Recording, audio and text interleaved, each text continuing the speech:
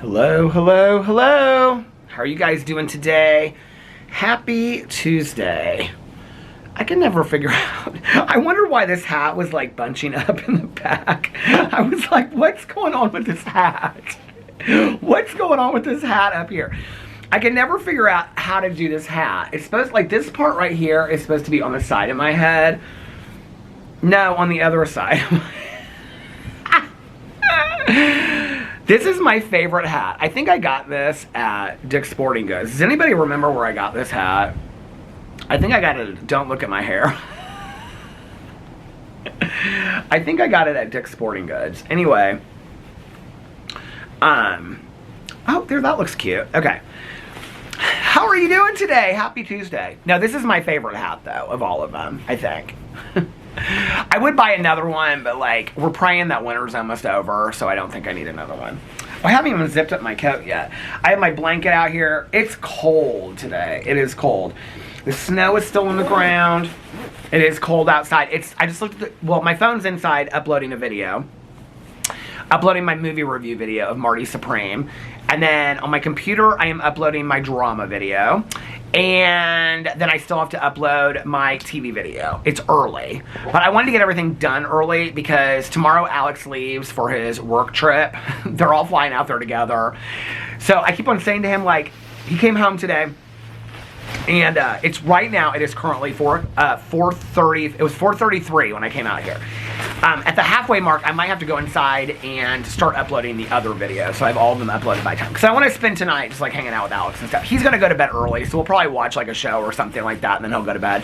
Because he's going to go to bed early tonight, so he's well rested for his trip tomorrow and all of that. And so anyway, I said to him when he came home, I said, are you so excited? I keep on saying this to him. Are you so excited about your vacation? And he goes, it's not a vacation, it's a work conference. I go, you're going to Arizona, it's 90 degrees, it's a vacation. He's gonna sit by the pool and stuff like that too. It's a conference, but they're all making plans for like what they're gonna eat. They're having like some party on Friday night. It's like a 90s party or something. And so he's putting his out. They're all wearing like the same matching shirts. I said, are you going to wear neon? And he goes, I don't know yet. I go, do we have any neon? He goes, I don't think so. I think we have neon sunglasses and stuff like that. Basically, in our house, we have everything for any kind of costume that you would want to put together. Between the two of us, I think we've been every costume. Well, I mean, Alex, every Halloween. If you've watched my vlog for a while, this is kind of a joke, like an inside joke between us. I love when people comment. I don't know why. This is one of my favorite comments I get from people around Halloween time. But y'all know what Alex and his girlfriends always go for. I know somebody's already saying it right now. What Alex and his girlfriends always go for on Halloween, or go as, they always go as Coven. Just like the TV show. It basically just means they wear like big black hats and they dress in all black like they're a coven of witches. But if I say, I don't know why that cracks me up so much. When I say to him, like, what are you going as for Halloween? He'll be like, oh, we're going as Coven. I'm like, oh, the whole TV show? Like, just one of them? Like, who? We're just going as Coven. When I first met Alex, so our friend Demi that lives in Denver, that was at Alex's birthday trip in Mexico, he and his fiance. It was like Alex's best friend, and then there was one other guy that still lives here in town. The three of them were like best friends when I met Alex. Let me put on my my gloves because it is windy outside today, honey. It is windy. So they were best friends. And Alex and Demi would like plan these extravagant like Halloween costumes. Alex, since I have dated him, well, and gotten married, well, really, like I would say in the last 5 or 6 years, he's had the same haircut, kind of. Like, I told him, well, for our wedding, we both, like, ask each other, like, I think I asked him first, like, how do you want my hair for, like, the wedding or whatever? And he's like, I like it when it's a little bit longer and parted, like, on the side. I found this picture, well, actually, the picture came up. You know how, like, on your iPad or your phone, like, a picture will come up from a long time ago? You guys, it was, like, a month after the accident, and I would get up every morning, and I remember taking this picture because I would get up every morning, like I was going to bed really, really early after the accident. I was like in bed asleep by like 9 o'clock, and I was in this brace, and I I would come out here at like 6 o'clock in the morning. Well, the only people that were up at that time were like Tanya, Valerie was always up at that time, and Caroline. So I would, do you guys remember that little lantern? It's in the garage right now that I used to have out here. Well, I would put my phone up against it. I'm looking for my phone, but it's inside. I would make a cup of coffee, I put my phone up against it, and I was so uncomfortable from sleeping in that brace that I put my phone up against it, and then I would FaceTime them. Usually Valerie, because she was usually up the earliest, so she's who I would call first. Well, I can remember I went into FaceTime, but I went into my camera for some reason. I took this picture, and so it's like, the picture is like me, like this, and you can see, it just came up last night. I haven't seen this picture probably since that year. It's like a month after the accident, and you can see the brace, like, all up over, because it held, like, my neck in place and stuff like that, and, like, my chest area. So it came up all, you can see it over, like, the hoodie that I slept in. And then my hair, like, at first, when I looked at it, I had kind of forgotten this. I've talked about this before. Like, so I have a scar in my head that runs, like, here, from where they stapled my, like, my scalp shut at the hospital. But when you look at this picture, like, it bled a lot after that. And the scarring that I have around here, for the last couple years, I thought it was, like, from tanning and stuff. I guess I forgot. When I looked at this picture last night, I forgot how many scars I had, like, all over my head. Because I went into the windshield, and so all the glass from the windshield stuck in my head. Tanya said she remembered them like they were like picking glass out of my skull in the emergency room. But anyway, so in the picture you can see it. Like, my hair is like, looks just like this, just as bad. But over here and over here, like, this is, yeah, here's the scar right here, where they like stapled it together. Over here and over here is like, this is all like scar tissue in the picture. Anyway, it was weird seeing that picture come up. Yeah. I don't remember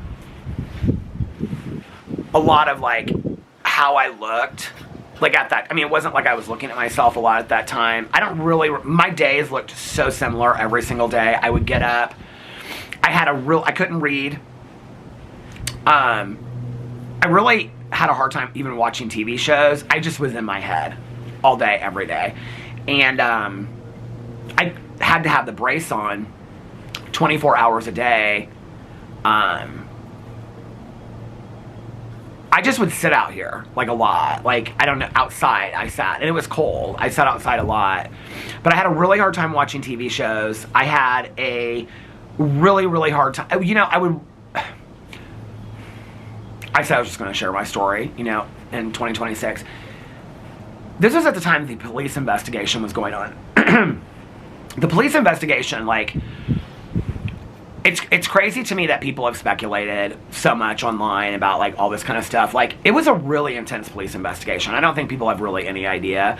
Like, people have speculated that, like, I just got out of the car and, like, faked this story, whatever. Like, I was pulled from the car. Like, I couldn't have just, like, jumped out of the car. Like, when Alex and I went to the car to go get stuff out of it, because we had to, like, a couple weeks after the accident, I didn't even know how I made it out of the car. Like, the car is completely, like, crushed in all around me. Like, I had no idea how I even got out of that car.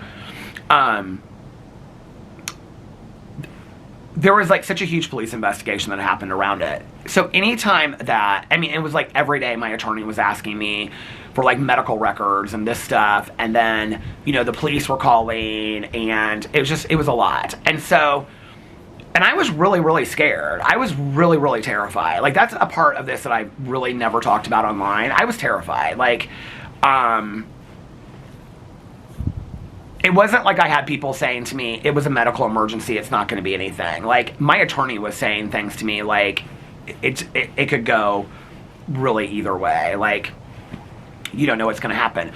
Well, every show that I would turn on at that time, I watch a lot of true crime, I watch a lot of, like, thrillers and stuff like that. There was always a police investigation. I couldn't watch any of that at that time. I just couldn't watch any of it at that time. It was so terrifying to me.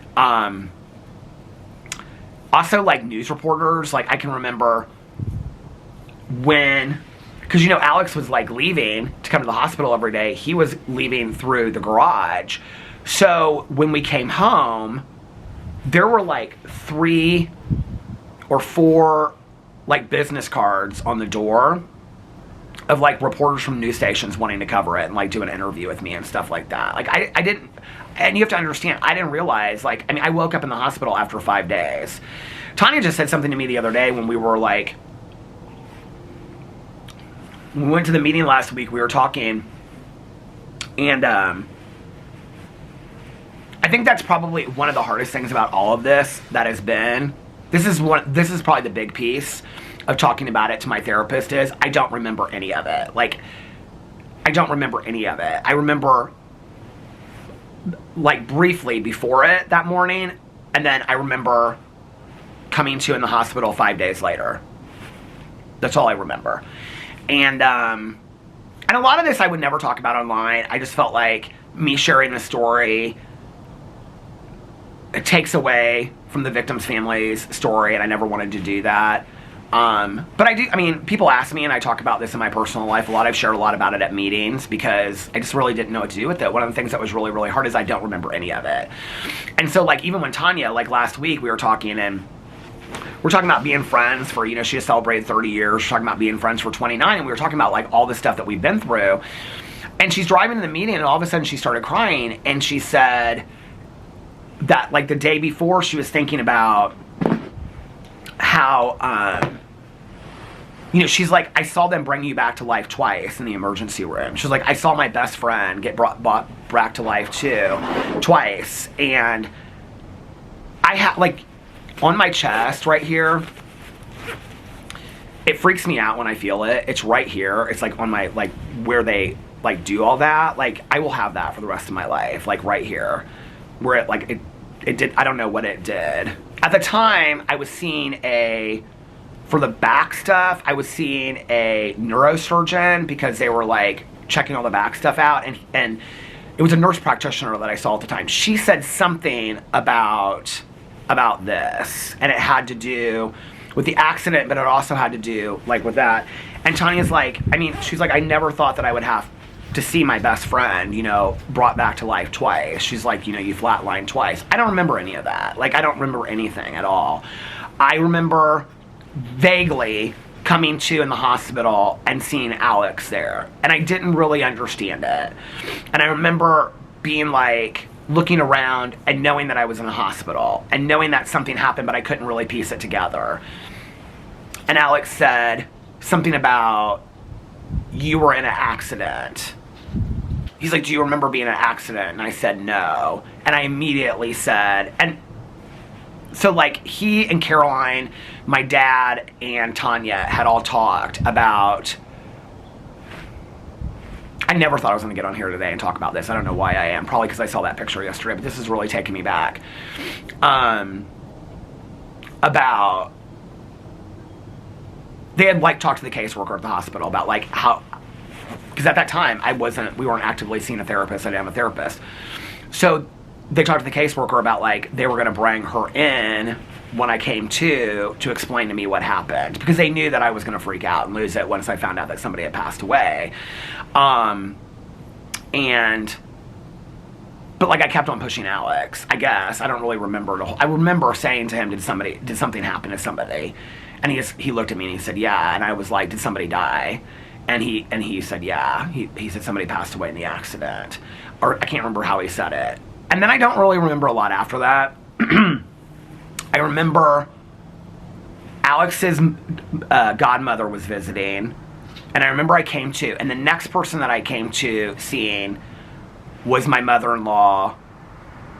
Tanya was there a lot throughout the week, and so was Alex, so I remember them a lot. But the next person I remember seeing, because they didn't switch me until, I was in ICU, they didn't switch me until the last night. I was in the hospital, I think, 7 or 8 days. They didn't switch me until, like, the last day to the other hospital room, and that was when, like, they would let me eat and things like that. I remember the nurse technician or whatever came in, and there were certain things I had to do before I left. Like, she wanted to see if I could, like, brush my teeth. And if I could, like, they wanted me to, like, walk back and forth in the room. I really couldn't. I couldn't walk without a cane. But I remember coming to the second time, and it was my mother-in-law and my godmother, or Alex's godmother. And I didn't understand, like, it didn't connect for me that his godmother was there. I don't remember why. And I thought it was kind of like a dream. I would come in and out, and people would be sitting in the room. Like, there was like, it was really dark, and there would be this chair in the room. My sponsor was there quite a bit. Alex was a lot there. Tanya was there a lot. My dad. Well, Caroline at the time had COVID, so she couldn't come to the hospital. I don't know that I've ever talked about that before. She still feels guilty about it to this day. I'm like, Caroline. Yeah. But I think that's one of the hardest things for me that I've ever, like, that's been one of the hardest things with this whole experience, is coming to terms with the fact that I don't remember any of it. That it so greatly affected somebody else's life, that a man passed away, that his entire family is affected for it forever. And I don't even remember it happening. Like, any of it. Like, leading up to it, after it, days, I don't remember any of it. Like, that has been so hard to come to terms with. It'd be like, you know, like if you just woke up tomorrow and somebody said, well, this happened last night, and these people's lives are forever changed because of you, and you are like, what? Like, I have no memory of that whatsoever. You know, and one of the hard things is, like, had I been drinking, like, back in the day, like, that would have made a lot of sense to me. Like, I mean, I've had my fair share of people in recovery that I've known that have had similar situations, but they were drinking.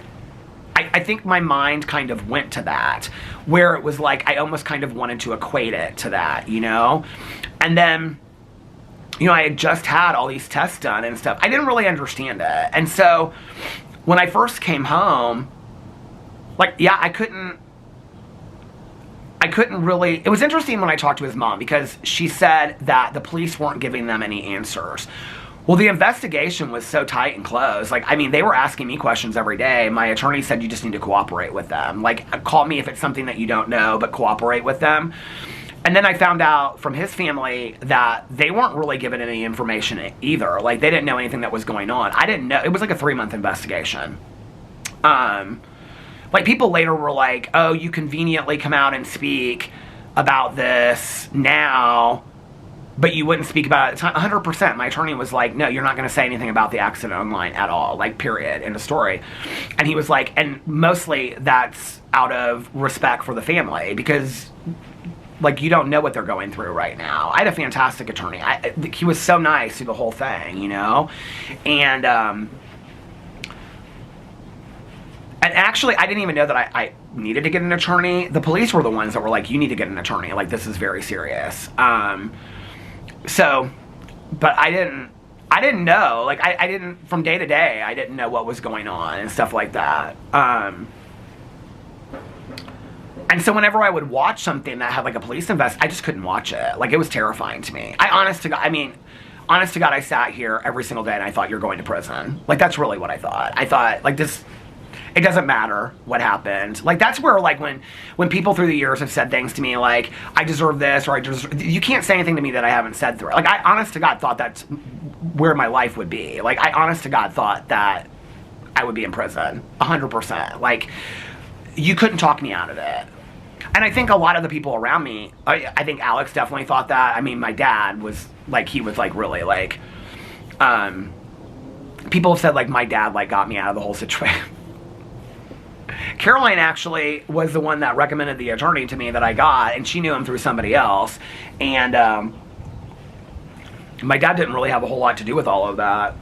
But I know, I mean, I think, like, my dad, having worked in emergency rooms for his life, I mean, like, he knew, like, it didn't look good.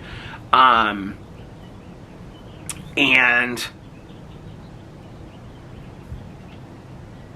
I mean, it was an intense investigation, and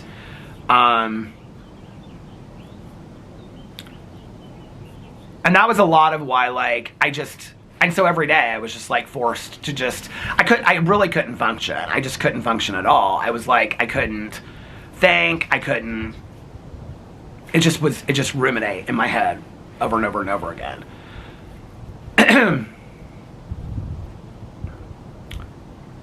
I think I started watching at that time. It was something so silly, and I just binge watched it, like Below Deck, Mediterranean. I think that might have been when I started. I can't remember. Maybe it was right out. It was something like that I started binge watching, because I could just sit and be like, and I didn't have to think about anything. But even then I couldn't. My days looked, I mean, I would get up, And I got it before Alex. It was dark outside, and I would sit out here and FaceTime people, and I would drink coffee. And then Alex would leave for work, and Tucker, was still alive at the time for the first couple months. And so Alex would take them out because I couldn't really walk that far and stuff.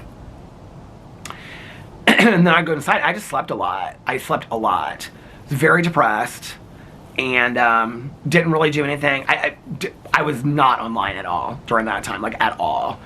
People would check in on me a lot and stuff like that. And then I don't even really remember what those days looked like the first 2 months. I remember Alex would come home and,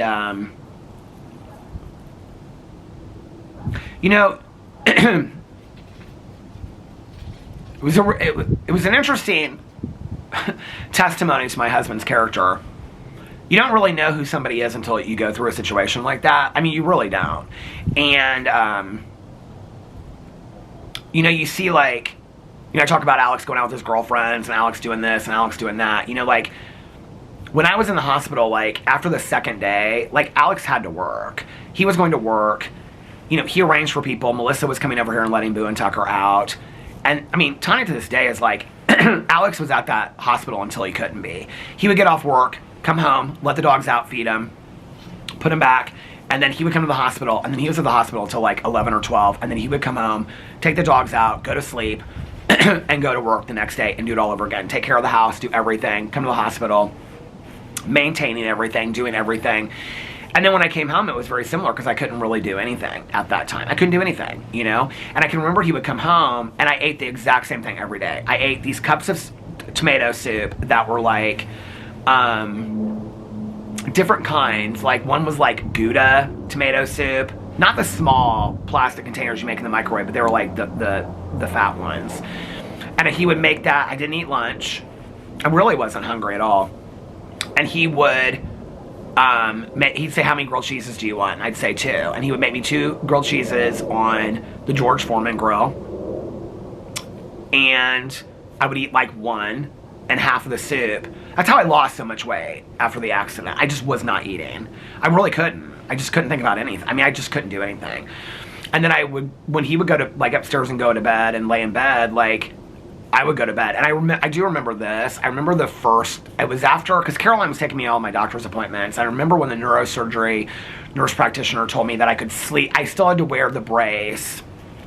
I still have the brace, and I have the walker, because I had a walker that you pushed, and all that stuff. And I had a seat that I could roll around the living room because I couldn't walk very well. And I remember when the neurosurgeon said you can sleep, because I usually sleep with no shirt on. And so throughout my life, I kind of go through phases. I'll sleep naked. I'll sleep in boxer shorts. Right now I'm sleeping in underwear again. Sometimes I wear underwear with a t-shirt. Sometimes I wear pajamas. I kind of go through stages, but I usually never wear a shirt. And I had to wear a shirt, and I was wearing a lot of long sleeve shirts, or I sometimes would even sleep in a hoodie, and I would just lay on my back, because I really couldn't move in this brace at all. And I remember going to her, and she said, you've got to keep your brace on during the day, but you can sleep without your brace on as long as you don't move. And I remember that night, Alex had these pillows around me. He had put a pillow on either side of me so I wouldn't move. And I remember laying there with no shirt on and that brace off, and it was the best.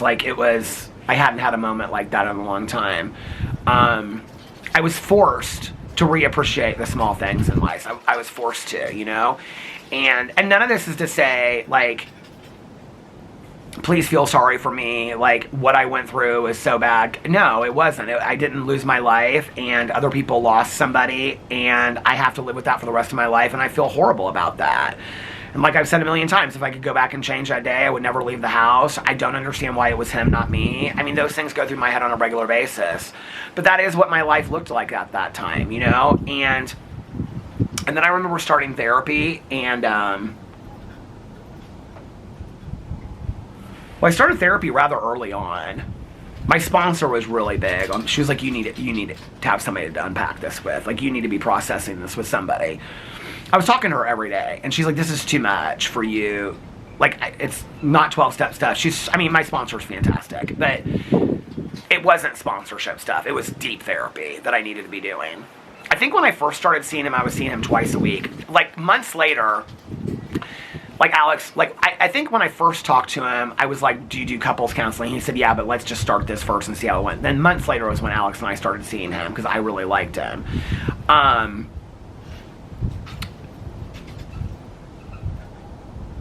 I can remember those first sessions, I just would sit on there and just sob. Like, I just sobbed. I didn't even really talk a whole lot. And then down the road, he would say, he was really encouraging of me coming back to YouTube. He was like, and I'd say, well, I just know as soon as I do that people are going to eat me alive. Like, how am I supposed to flip a fan? And, you know, when I just went through this, one of the things that he said to me, a lot of people had said this to me, was, this isn't something that you did, this was something that happened to the two of you. That was really, like, I don't even think until like 2 years I really, like, started to even accept that a little bit. And, but he'd say, what are you supposed to do? Like, not go back to YouTube? And I didn't really know what to do. Like, he's like, well, then you better start thinking of, like, other things to do. Like, are you going to get a job? Like, what are you going to do? Like, and I didn't really know what to do. And you guys were so kind and so caring and reaching out on a regular basis. I mean, it goes without saying, I also have to thank a lot of people. Like, Mel was unbelievable. Like, Mel really was kind of like Mel and Dustin Daly were unbelievable as far as being kind of like informing Alex and Tanya and everybody of like the online stuff, because and like, you know, Mel informing people of what was going on and all that kind of stuff. I think Mel found out from somebody, they saw it online about the accident, and that's how Mel found out about it. And then she called Alex because she didn't know. I think that's how it found it. I mean, it all happened within like an hour of it. But like Mel and Dustin were fantastic. Like, Dustin and Tanya were talking every day. Like, honest to God, like, you know, Dustin and I did not get along back in the day. I mean, we were really great friends, and we had a huge falling out. And after the accident really brought us back together. We don't agree on everything. We see very differently on some things. But, like, to this day, if you had Tanya Jean in front of you, what she'd say is, that man showed up for you at a time when a lot of people wouldn't. Like, I mean, he was like, Dustin was like to Tanya, like, I'll do whatever you need. Like, if you need me to fly there and help, like, I'll do whatever you need me to do. Like, and Mel just took care of everything online. And, you know, my husband just, I mean, he took care of everything else. And I don't know, I just was gone. I just was gone. Emotionally, I don't even really know. I mean, like, one of the things that, like, we've had to process a lot in counseling is I don't remember it. So when my husband, his traumatic experience of having almost lost his husband is completely different, because I don't, like, he's cried so much about the fact that he knew that somebody had passed away and that I was not going to be able to come to terms with that. So he didn't even know emotionally or mentally how I was going to be able to handle that. Not to mention that somebody passed away and this other family was suffering. So Alex was taking that all on, completely aware of everything that was going on. I was completely unaware. I didn't really, I mean, even until like a week after I got out, I don't know that I fully, really, truly understood what was really going on. And then he said, you know, I knew that somebody else had died. He was given very limited information at first at the hospital and stuff like that. And he said, you know, and I didn't know that you weren't going to make it. Like, you know, Tanya had seen you, like, been brought back to life twice. You had, you know, a seizure in the back of the ambulance on the way. And I think that took me, I think understanding how people around me, like, processed pain, that what they went through by the accident, really helped me understand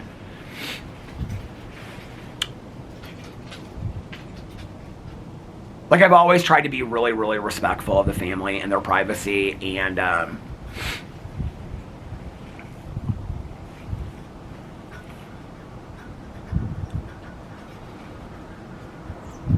don't know.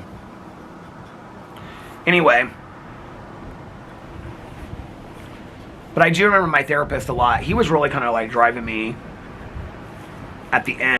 The camera stopped. I didn't even realize it until my neighbor drove by. And then I like looked over and I was like, oh, the camera stopped. So I don't know when it stopped. But my therapist at the end was really like, he was like, I really think you need to come back to YouTube. And I was like, I don't know how to do it. He goes, well, at least start vlogging. Like, he really was like, just start vlogging. And I was like, because I didn't really know how to translate it into the drama channel. Like, what am I supposed to do? Like, and people were so nice. People were like, it's just nice to have you back. Like, I didn't really know how to come back and do that. And honestly, I really thought I was going to get so much shit for it than I did. People just were so kind. People really, really were. I mean, I got a little bit of, you know, this and that, and, you know, like, oh, now you're flipping fans. And I can remember saying that to my therapist, and he'd be like, well, what are you supposed to do? Like, that's your job, is to flip a fan and do drama videos and do commentary. Like, if your job was to flip burgers, what would people say? How dare he flips burgers at McDonald's? Like, what are you supposed to do? Like, this is your job. Like, these things happen in life, and people have to go on. Like, I didn't really know how to make sense of that. And I think in the world that I live in, where my life is online, it's a completely different thing. Because I think, like, if that hadn't been my life, how are you? Waiting for you and your pretty smile. She's got her coat all up in. But I think, like, if I didn't live online, I think really one of the biggest impacts of this whole situation is that I do live my life online. If I didn't live my life online, I think the way that I would have processed this would have been completely different. You know, like, I don't know, I wouldn't have had to think of things about, like, people worrying about me or wanting to know what happened or being protective of people. Like, I've really, really tried hard, you know, to be protective, even not even telling how it has changed me or my story related to it at all, because I don't want to bring up any wounds for them. I feel at this point, it's been 4 years. I feel like it's such a huge part of my life. Like, it changed my life so drastically, you know, that if like, it came up today because I was talking about the picture that I saw. Like, if it comes up, I'm going to talk about it. I don't want to talk about it every day, but if it comes up, it comes up. And I think it's important for me too, just like it's important for me to remember the early days of me getting sober. I think and before I got sober, I think it's also important for me to remember that. It's like,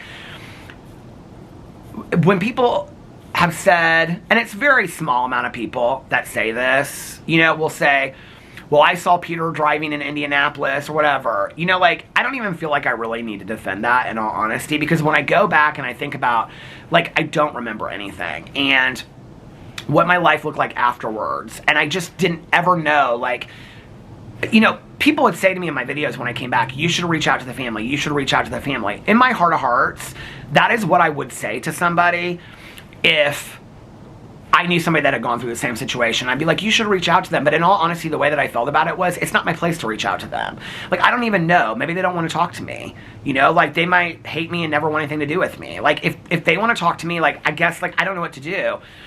And it was so bizarre how it happened. They saw one of my videos, and I noticed that they had followed me somewhere, and so I just reached out and sent them. I called my sponsor, and I said, and my therapist, and I said, what should I do, you know? And, you know, and I just said, hey, like, I haven't reached out to you because I didn't feel like it was my place, and I didn't want to, you know, be intrusive, but if you ever want to talk, like, I'm more than willing to talk to you.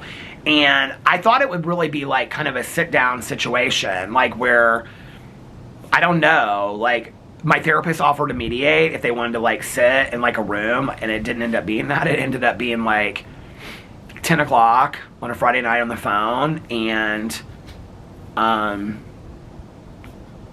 think it happened when it needed to happen. His mom even said to me on the phone, like, if this happened a year before, it would be a completely different conversation, and,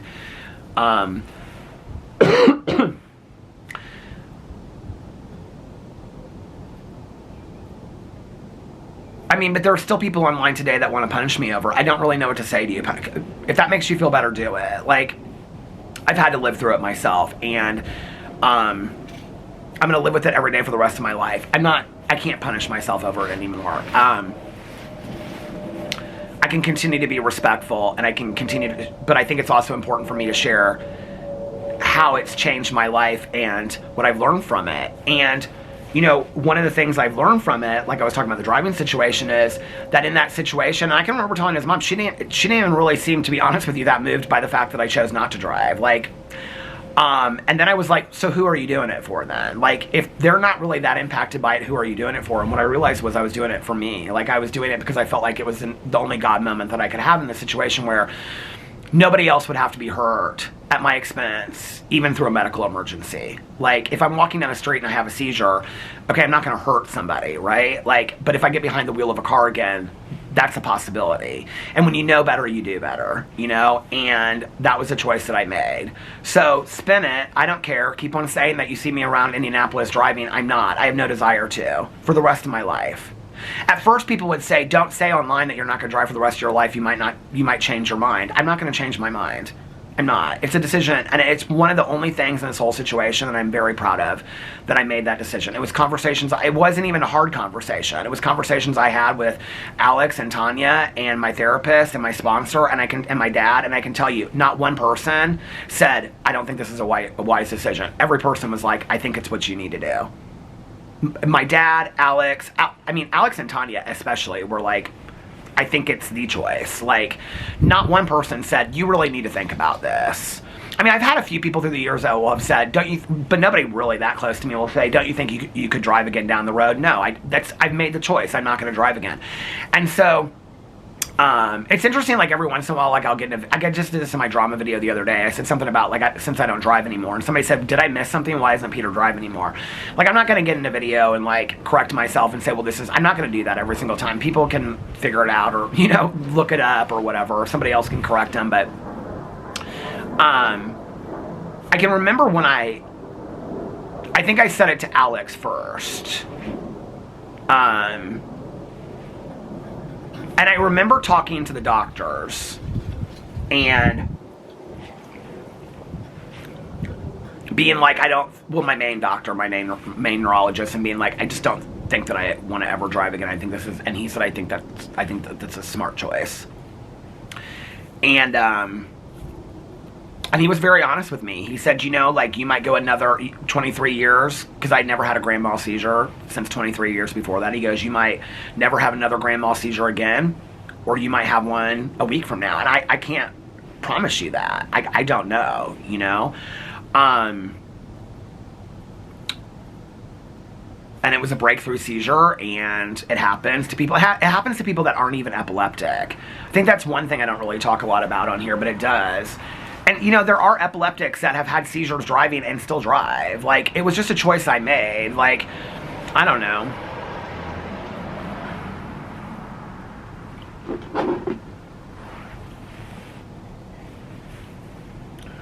But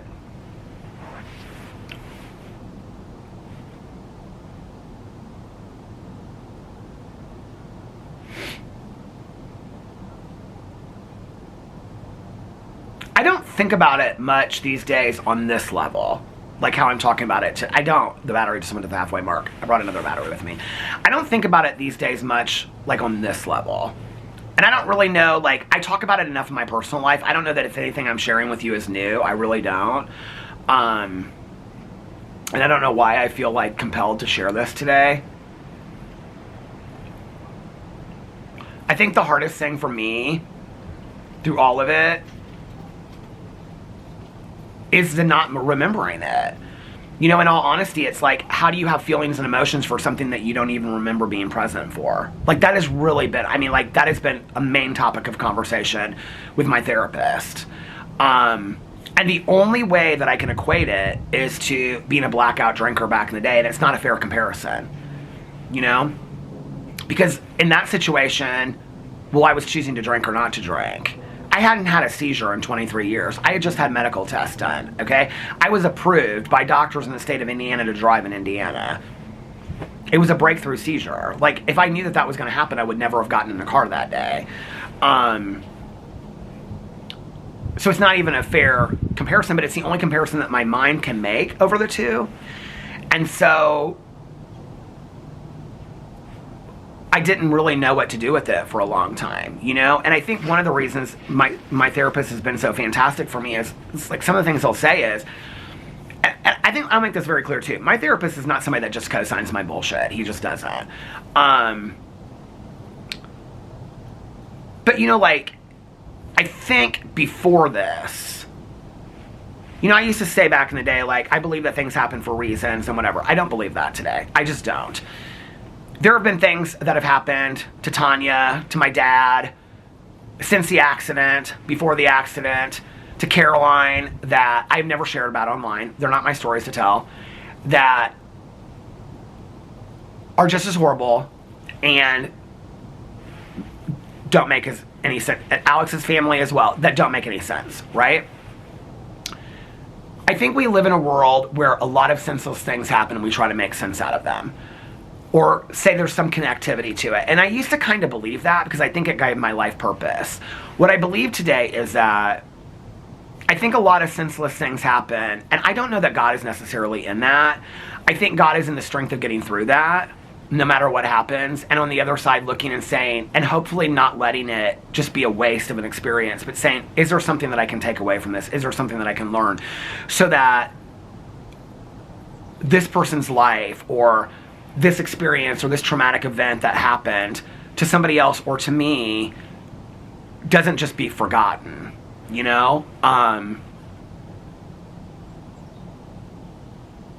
And I do that every day. I take a moment to remember, and I think that that's important, and I will do that for the rest of my life, you know?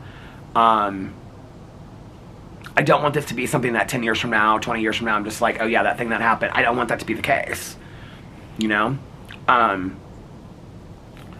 But the not remembering what happened has been so hard for me to, like,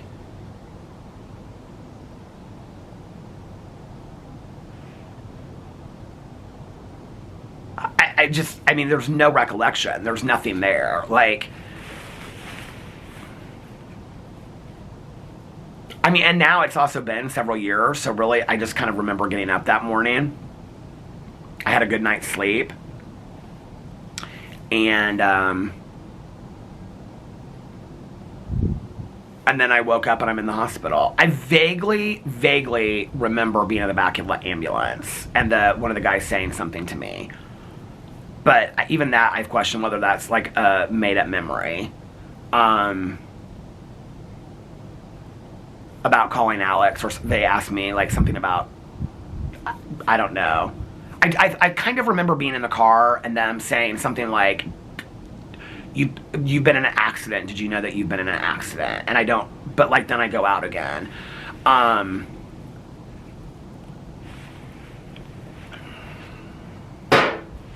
And I don't think, and you know what, and this is the other thing I've really had to come to terms with, is that I don't think that it matters if I do remember or not. You know, like, it doesn't change what happened.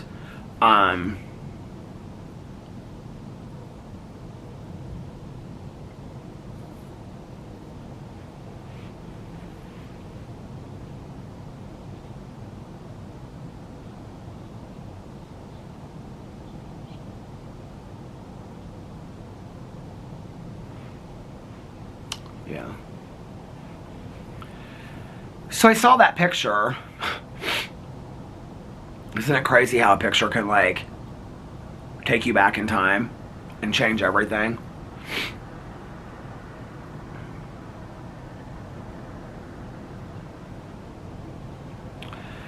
Whew, okay, let's lighten the mood a little bit. I don't know, I feel better after having talked about that. I feel like I need to get to a point, not just in my vlog, but all my videos, where I talk about it as, like, that I'm not afraid to talk about it. You know, that it's something that happened. I think that,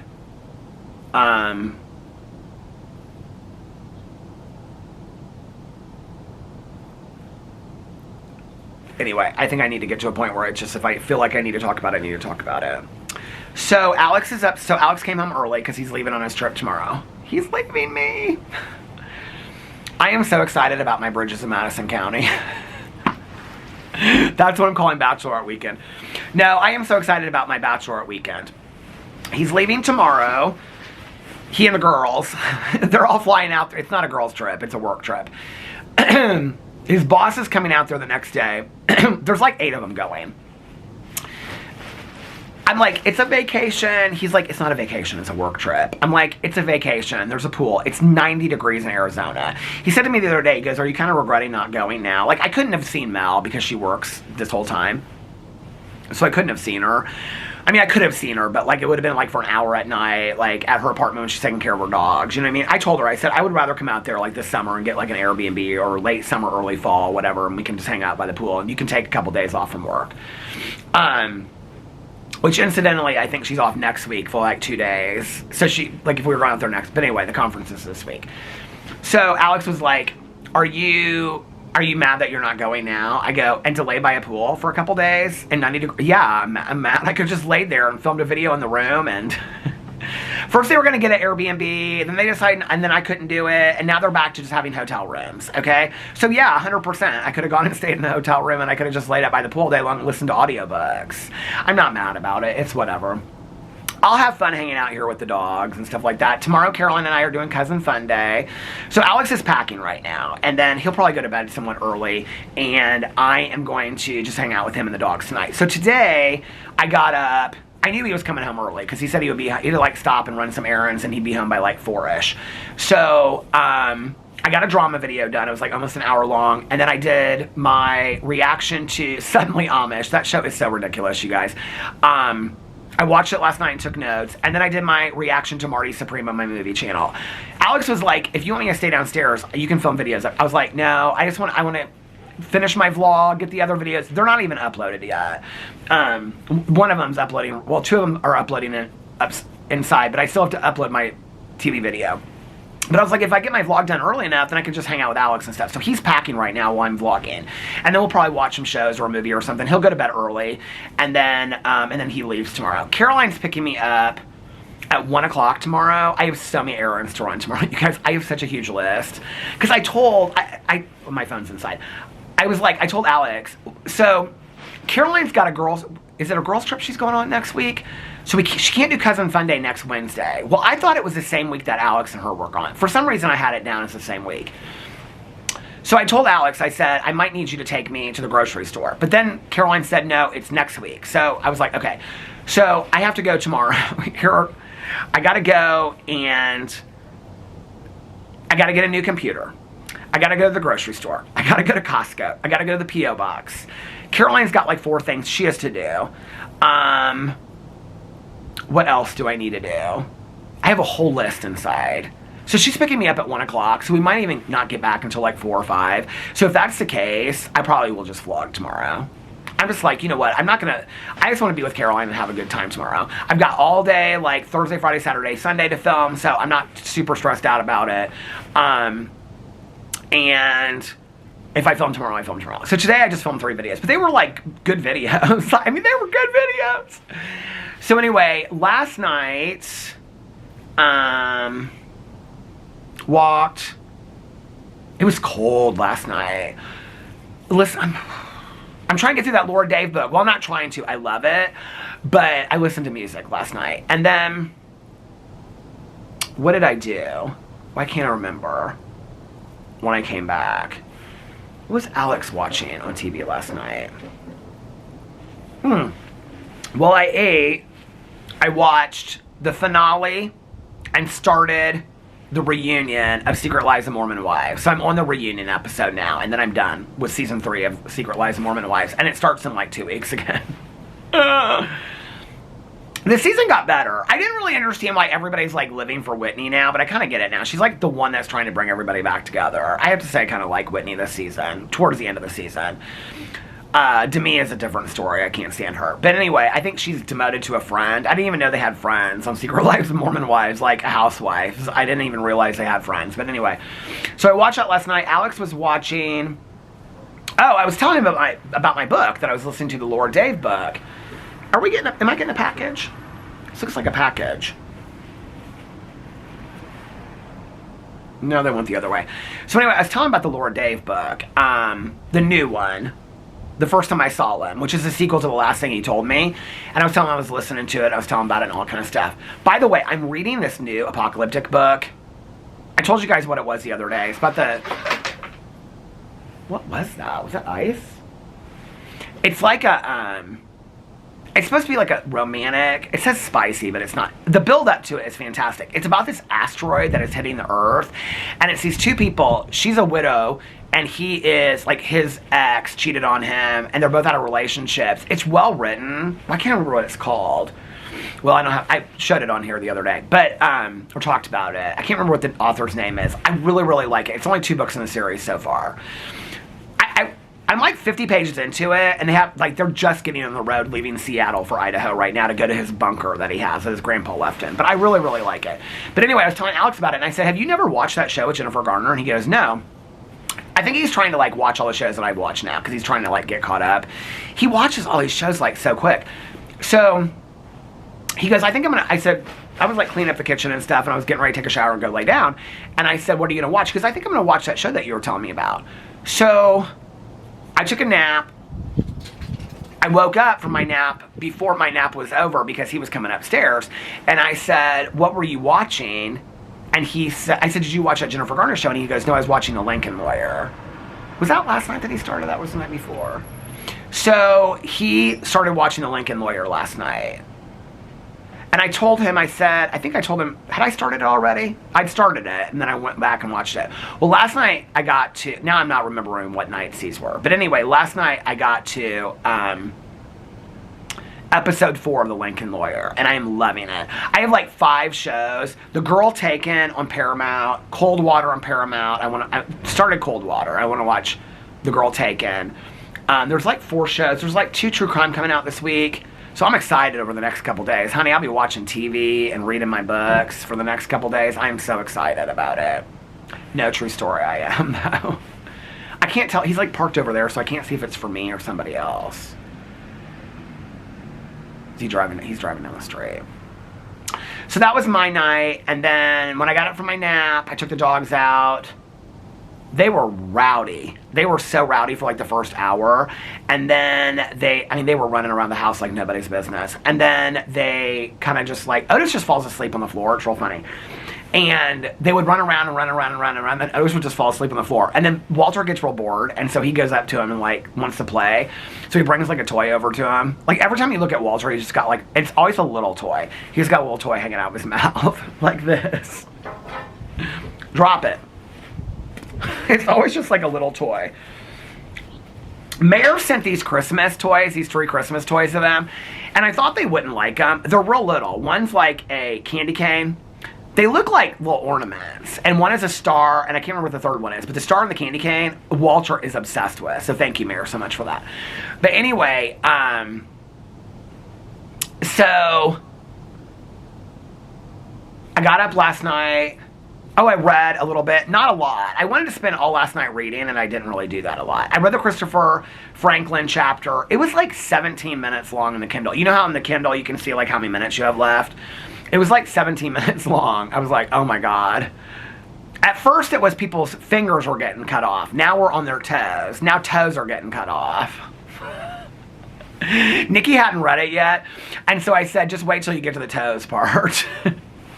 So I read the Franklin Christopher book. I think I read that before my nap. So when I got up, I read Beneath the Shadows or Behind the Shadows, which is a cozy mystery book. Oh, I've got to announce the cozy mystery. So I will be announcing either tomorrow or Thursday. Thursday, I will probably be filming videos all day because Alex will be gone and I won't be in a hurry and all that kind of stuff. So probably on all my channels Thursday. Depending on what time I get back tomorrow too, will kind of depend on what if I get back late, then I'll probably just do my vlog and maybe a drama video. If I don't get back late tomorrow, well, and maybe my true crime. See, it adds up because I love it. I sit down and then I don't want to stop. We'll see. So it depends on what time I get back from being with Caroline tomorrow. And then Thursday, Friday, yeah, I don't know. We'll just have to kind of see how it goes. I'm just going to play it by ear. I am also going to relax a lot this weekend and just kind of watch TV shows and binge TV shows and stuff like that. If I get up a little bit earlier, and I get my videos started, then by like 4 or 5, I'm done anyway. I mean, I'll be done with everything today by like 6. So then I have the rest of the evening. It's a perfect life. It's a perfect life. Tomorrow, tonight I'm gonna wash all the bedding, or tomorrow morning I'm gonna wash all the bedding and stuff, and then I'm gonna have all the bedding be real nice on the bed and comfy for my Bridges of Madison. Maybe I'll watch Bridges of Madison County tonight.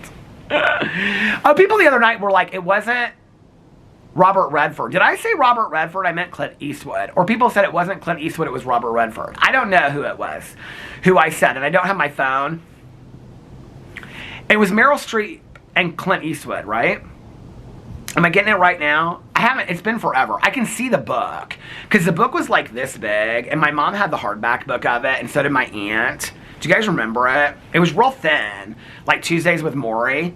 Did it come out around that same time? And I remember the cover was like cream white, and then it had like this oval on it that like showed like Madison County and like this bridge. It was like a picture, like an old-timey picture. Do you remember that book? It was scandalous. Everybody talked about it. I might have to watch that movie tonight, do a reaction to it. Or maybe a Lifetime movie. Tanya watched some Lifetime movies. She watches like a Lifetime movie every single day. My husband watches so many TV shows. He should start a TV channel. Oh, I made a list of all the TV shows. Last night, this is the other thing I did. I made another list of all the TV shows that I haven't reacted to, that I've watched, that I need to react to. Anyway, so I got up last night and I read, but not for a long time. And then, not for a long time. And then the dogs were being crazy. I have a hard time reading with my paperbacks and my things when they're like doing circles around there. And so I watched Suddenly Amish, and I took my notes on that. And then, I went through and I was watching like a lot of British television. If you guys have any, the battery is flashing at me. If you have any, I'm going to go inside real quick and start this other video, and then I'll change the battery as well. If you have any British mysteries or thrillers to recommend to me, please let me know in the comment section below, because I have like 20 and I don't know which one to watch next. Okay, I will come back and tell you the rest of my night, which is so exciting. And then I am going to change the battery, which is in my pocket, and I'm also going to start uploading my other videos. So I'll be back in 2 and 2. Wait for me. Okay, I'm back. Alex's bags are downstairs by the door. He's leaving me. He packed and he's leaving me. My husband's leaving me. He is. Sad. Do you know what I was thinking about? So I was uploading my TV video. By the way, can you guys give me some other TV? Don't say Welcome to Plathville either. I already know I need to catch up on Welcome to Plathville and 1,000 Pound Besties, which I don't think is coming back. But anyway, or 1,000 Pound Roomies, I don't think it's coming back. But I still have to finish my reaction to it. I am going to watch Welcome to Plathville before the next season comes out. But anyway, can you guys let me know other shows, other reality shows I should cover? Should I watch that Unexpected? Have you guys heard about that? There's like a 12-year-old guy on there that his girlfriend's like 15 and he's 12 and they're having a baby or something like that. Do you think I should cover that show? What's another show I should cover? Anyway, what was I going to tell you? Oh, so Alex was like, I was inside, I was like putting up that video, and he goes, well, what were you talking about in your vlog? And I said about how I'm going to have, well, I said I was talking about the accident and stuff like that afterwards. He was like, oh. And he was like, what else were you talking about? And I said, I'm going to have a Bridges of Madison County weekend. He goes, what's that mean? And I said, I was trying to explain it to him. He's upstairs rolling through TikToks. And I was trying to explain to him what Bridges of Madison County was. He could care less. And he was like, oh, that sounds fun. And do you know what I thought sounded like Bridges of Madison County fun? What if you guys all, now I say this and people show up at my doorstep. I'm joking. This is a made-up fantasy joke. But if we all got together, all the vloggerinos, and we had like a sleepover, and we called it Bridges of Madison County, but we told our partners that we were cheating on them, and we had this affair, but really we just all sat around and watched TV shows in our pajamas and made coffee. Wouldn't that be so fun, and eat treats? Oh my God.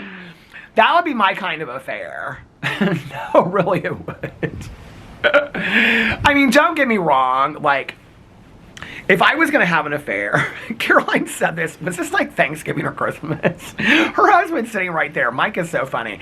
And Caroline's like, if I have an affair, and everybody's looking at her like that she thinks about this stuff. But no, if I was truly going to have an affair, it would be like some lurid, you know, it would be, honey, it would be for the sex and the luxury, okay? And it would not be here. It would not be here in this neighborhood. It would not be in No Bridges of Marion County, Indiana. It would be in Las Vegas, or I don't know. But that would be the best, wouldn't it? If we just all had a sleepover together. Let's have a sleepover. So anyway, last night I watched Suddenly Amish. Oh, and then I was going through all the trailers for these TV shows, these British TV shows. Okay, here, I've got my TV thing now, here. Here. So here's my list. Do you guys want to hear my list? Okay, I gotta put my reading glasses on. So here's my weekly shows to watch next. Only Murders in the Building, Invasion, Severance, Yellow Jackets, Your Friends and Neighbors, the Sean Combs documentary. I don't know if I'll watch that. Missing Dead or Alive, started it, hated it. Pluribus, The Last Frontier. Oh, I finished that already. We can take that off the list. Slow Horses, Dead City, the new season. Night Manager, The Night Agent, Beef, Reacher, The Hunting Party, The Lincoln Lawyers, which I'm watching right now. School Spirits, Cross, Hijack, The Pit, All of Us Are Dead, season 1, because season 2 is coming out this year. The Old Man. Did I ever have that on here? No. The Old Man, Fallout, Bridgerton, and Nurse Jackie. So many people in my personal life and you guys have recommended Nurse Jackie to me. Okay. My weekly TV shows. Alex and I watch Beverly Hills together. RuPaul's Drag Race together. Ghosts, Elsbeth, and Matlock all come back this week. Alex and I... Well, so he watches... So Nikki and I watch Love After Lockup and we text each other. He watches Love Island and texts his friend. So I said, you're not going to be in town for us to watch Traitors. He goes, do you want me to like text you and we can watch it together? I said, maybe. Dark Winds, I have not started yet. 2 episodes are out. 1,000 Pound Sisters I watch every week. Suddenly Amish I watch every week. I have last week on here. I can take this off. I have 2 episodes of Love During Lockup to catch up on. I'm watching Daryl Dixon. I'm on the 4th episode out of 6. Cold Water, I'm on the 2nd episode out of 6. Girl Taken, I haven't started yet. The Lincoln Lawyer, I'm on episode 4 out of 10. And Paradise comes back this week. I might start watching Paradise. I don't know. I might not wait till it all comes out. I think the first episode might already be out. Or the first 3 episodes or something like that. Those are all my shows. I love shows so much. Do you not love shows so much? I do. And reading, and books, and naps. Who texted me? Alex texted me. My husband don't even watch my stories. Look, he texted me and sent me... Once upon a time in Atlanta. He texted me the Atlanta premiere. Well, I already have it. I'm going to text him and put... I already posted it on my stories hours ago that you obviously didn't look at. And I'm gonna put the nails emoji. Do you know what Nikki and I do? Because like 2 or 3 years ago, instead of putting the nails emoji, she was typing in to look it up, and so it just came across as nails, like the word. And so now, instead of the nails emoji, Nikki and I will just text each other the word nails. Let's see what he says to that. Okay. Tanya last night texting me. About to lay down. She goes, what are you doing? And I said, about to lay down. You? And she goes, same. And then she sent me this.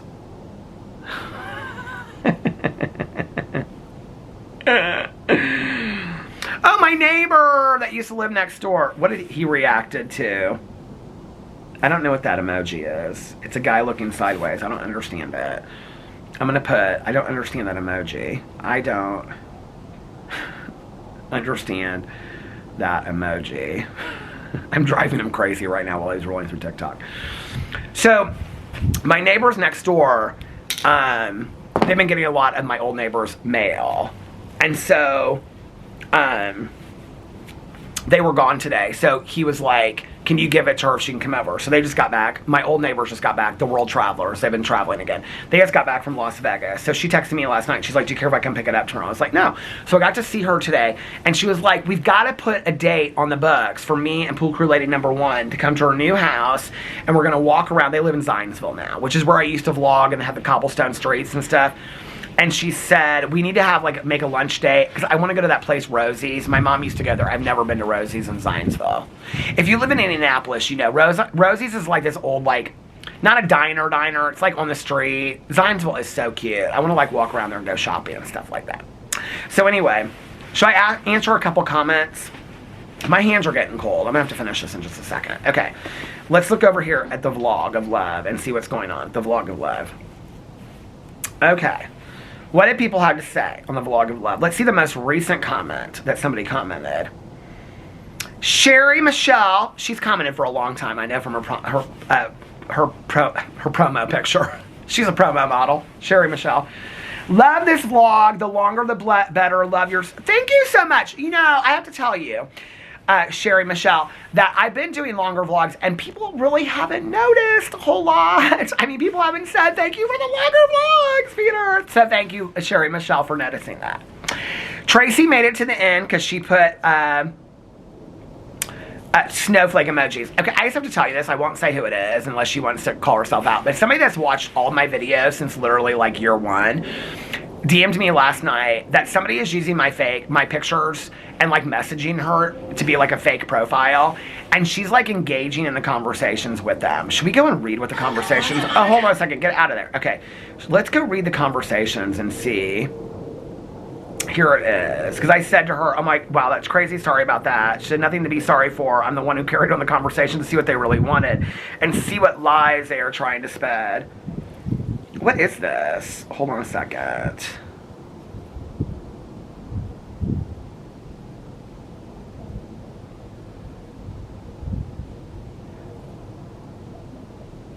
Okay, this person said, please, my conversation personally with you should be discreet because it's against the terms and conditions of my contract. I want to do more, but my management won't let. I have no management. I wish I did. Won't let me, and that's the reason I decided to get in touch with you personally. My management manages my social life. It is all in my contract terms and agreement. That doesn't really make me feel... Okay, she was asking, like, well, aren't you married? Because they originally, like, started hitting her up. And he said, no, it's just... This is this one guy that's going around getting money from people, or it's probably, I don't know who it is, woman, man, saying that it's the Peter Monn show, that it's not real. Like, this is not real. Like, this is all a show. My husband's fake. He's just an actor for the show. I don't know how much this money that this person thinks I make, but honey, it's not like there's no show going on here, okay? It's not like that kind of money. But anyway, that doesn't really make me feel really good when I really don't have means to show the people who brought me this far. Aww. It's contract content between I and Alex. Just the close friends around us know about this. Okay, my husband and I have been together for 18 years. I've been on YouTube 10 years. So Alex and I apparently faked being together for 8 years before YouTube even existed to start on. Okay. She said, thank you for sharing with me. What else isn't true? So sad about the contract. And they said, nothing much. We did all this to get an engagement and awareness. Alex is a straight man and he has a family in Florida. I live. Okay, what else? I know this will be a very good surprise for you having a conversation with you here. I personally want to appreciate you for always been for me, for your love and support. I would venture to guess this person's not like native English speaking. I wish to talk to you more. I want to get closer to you. I want to know you better. I feel this connection within me and I don't know if this is a mutual feeling. It will be my pleasure to get to know me. This is actually somebody that like I know has watched. I think she actually has talked to Alex in DMs too and has stayed at the same like resort that we stayed at and stuff like that. It will be my pleasure to get to know more about you, and I am putting these questions to you. Tell me more about yourself. How old are you? Do you have a pet? Are you married with kids? What kind of work do you do? Do you live alone or with family? She said, wow, that is a lot of questions. I live. Next time I will tell you, I have to work now. Have a wonderful day. And they said, all right, I will contact you, text via WhatsApp. You can reach out to me on your free time. And they put their phone number in here. Oh, thank you for your phone number. Now I have their phone number. She's so sweet. She said, because I said sorry about it. She said, nothing to be sorry for. I'm the one who carried on the conversation to see what they really wanted and see what lies they were trying to spread. Hilarious. Scammers of the world. Oh, Teresa said, shoot, now that you called me out, I really hope you enjoy Reacher. I'm also still wondering if you've watched The Fire That Took Her. Yes. Did I not do a reaction to it? I feel like I did a reaction to it. Not to be confused with Into the Fire, The Lost Daughter, which I know you've seen. Okay, The Fire That Took Her. Teresa, first of all, Reacher was on my list before you mentioned it to me. Teresa, you have commented on my videos for years. I know you know my sense of humor. If I didn't think you could take it, I wouldn't give you a hard time. I just want you to know that. I know you're a good Judy. Okay. The Fire That Took Her. Is that about the adopted daughter? Took her. Oh, my hands are so cold. I'm going to have to stop this in a second. Okay. Is that what she said? The Fire That Took Her? The Fire That Took Her is what she's wanting me to look up. Okay. If I look at a poster for it, I'll probably know it.